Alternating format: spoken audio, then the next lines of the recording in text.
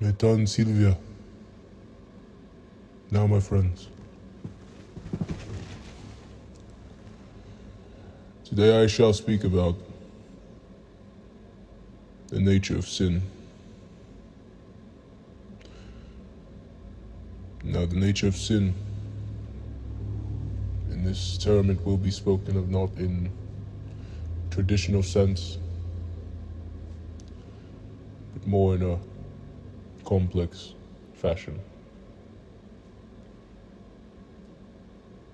And for sure we will dabble into the traditional values of sin, but a more comprehensive analogy of this can be made within our chamber, I'll say.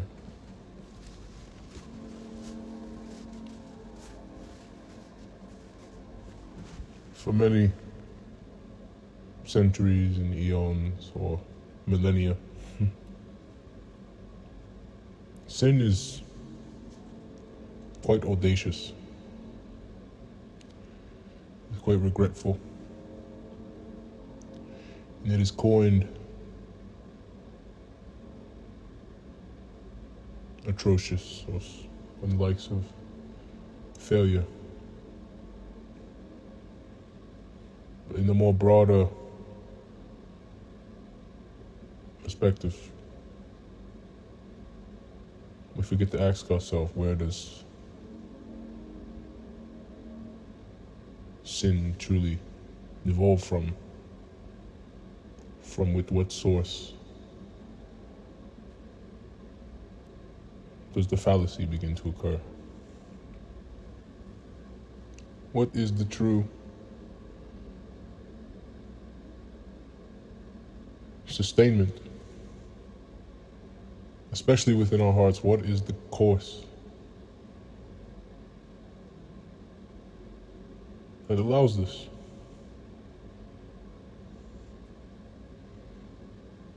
Now, when we get into the sample of this frequency, we will begin to understand that it was God, in particular, to manifest. And now, so forth, we believe in the concept of eternity. If you are thrilled by the nature of life beyond this, and there is only one way to find out. There is only one way to sustain this sense for adventure.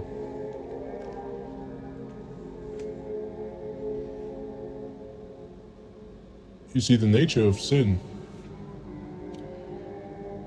has nothing to do with the act that shall be labeled sinful.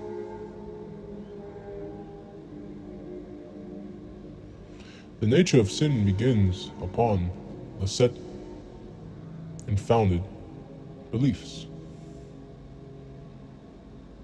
Sin is rooted in cultural norm.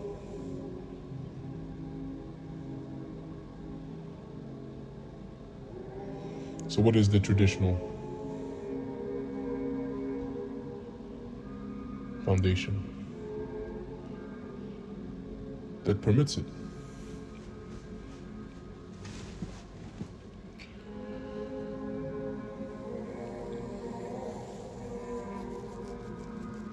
Well, that's a good question. It'd perhaps be none other than the Father of men.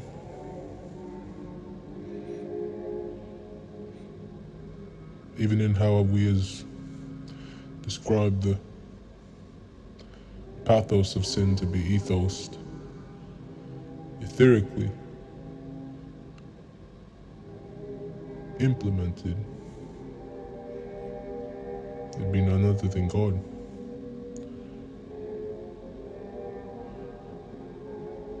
Source, interment, Internalization begins with understanding that no set of sequences follow without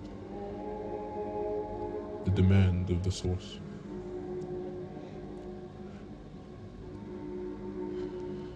Everything that is tangible to you, my friend, has been devised for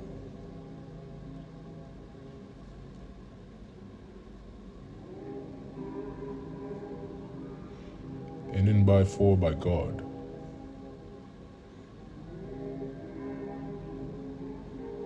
You see, the force we speak of, the cosmic synergy,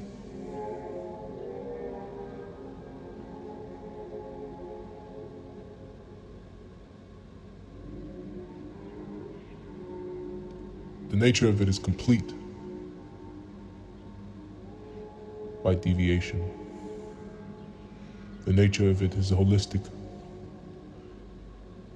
as immaculate.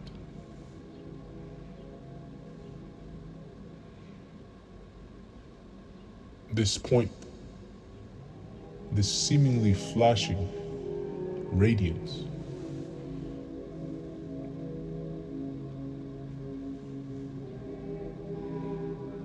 it is hard for me to describe. I'll say that much. But to understand the synthetic quality, the symphony, the way language is orchestrated, the way it challenges perspective, the way ideation attributes to a diverse subset of opinions, opinionated beliefs. The nature of presence is to absorb. The nature of presence is stillness, but not only stillness. It can be fixed in an arrangement of patternings that do not embody stillness, that become probably chaotic. And so how does this confess the nature of sin?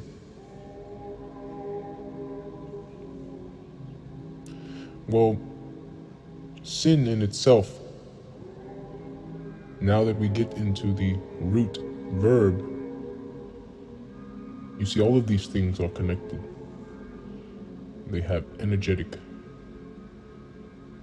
dimensions to them. And so what creates a hallmark? What action that has been fabled to derail the human spirit is considered sinful? A lot of what attributes to the foundation of sin and evil within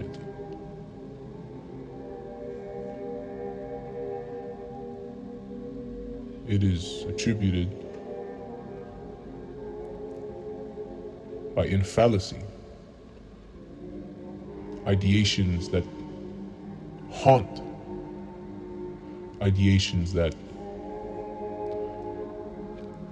create and in-program self-sabotage.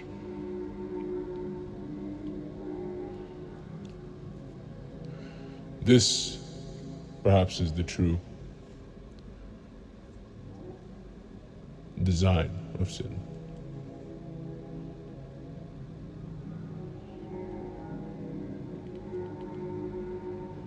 And where sin continues to corrupt the structures of societies, the structures of our natural arrangement, our natural processes, things evident in matrimonies,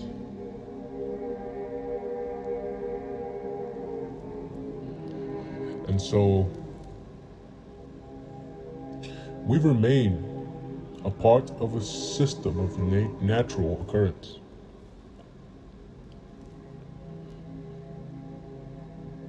In where species, not just people, organizations, cultures,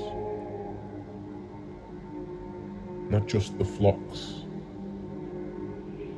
the packs,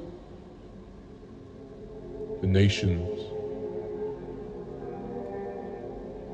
It is not just them who delineate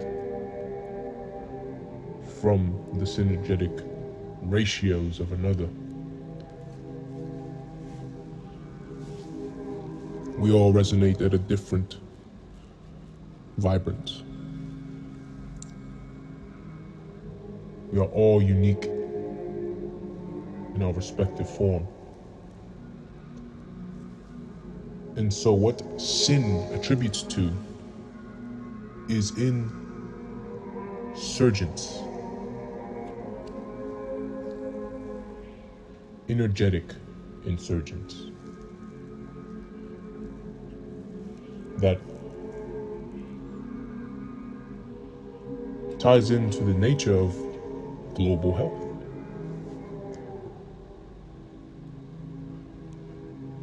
It ties into the nature of the world's proceedings.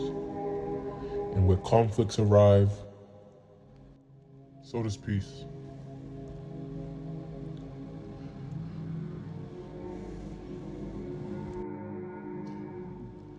And that is evident in where we follow stories of liberty, narratives of conquerings. There's a many network, an array of stories that build our independence, our beliefs of independence, our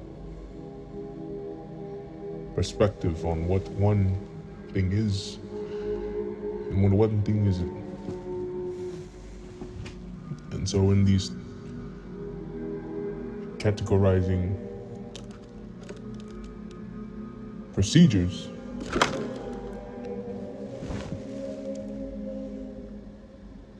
we begin to differentiate to a certain extent in where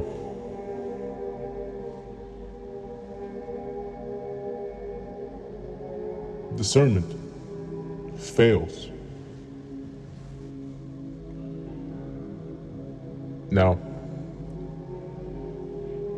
the observer does not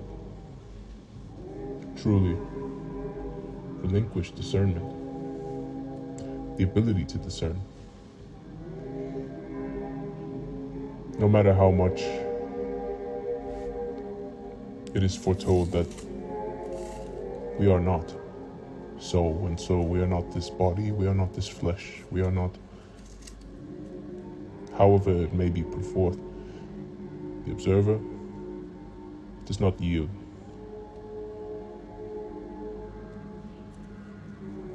And so if there is no yield in this manner, then you, observer,